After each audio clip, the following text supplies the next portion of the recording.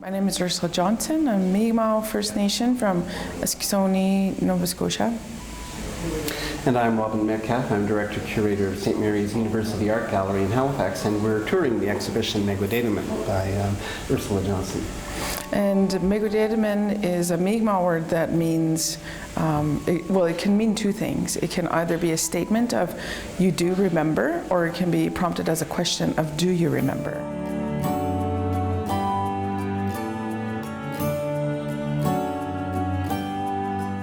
Usually the first thing people encounter is the Grand Museological Hall, which is a standard, what we call a white cube gallery space with all these plinths or stands with plexi cases on them, which are empty. And on the inside of them, would you want to say what's on the, because there are these images on them and words. So the images are essentially kind of like a drawing made of my great-grandmother's basket, but the drawing is dissected in kind of the Western diagrammatic kind of format of like a biological dissection, and each part dissects different parts of the basket. But the terms are all in my language of Mi'kmaq.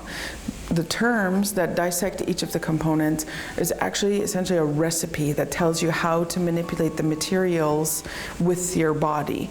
So if a Mi'kmaq speaking person who makes baskets saw only the terms and didn't see the basket, then they would have a visual of what that basket would look like, because it explains how to make it.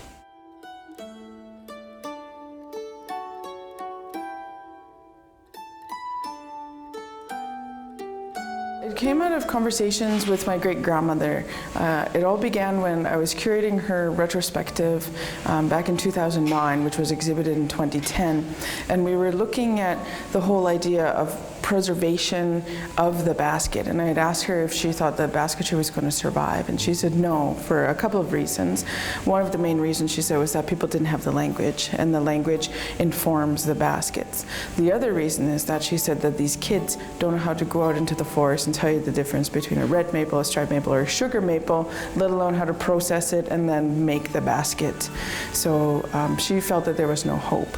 But as a young Indigenous person who speaks the language, I felt like I needed to do something in order to plead to my peers to say, no, we can do this, we can make it happen, we just need to work together. And so this show has a lot of components that are essentially kind of triggers, not only to my peers, but also to the museological institutions to help work with us, the art galleries, community cultural centers, and a number of parties.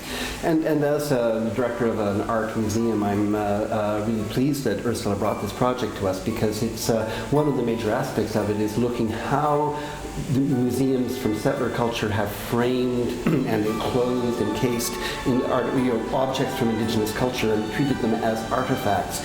So what I see in the work is one of the aspects is the struggle, the challenge for people of Indigenous cultures to exercise agency in relation to their cultures as living cultures, when they've often been treated as dead cultures and as commodities by the dominant institutions.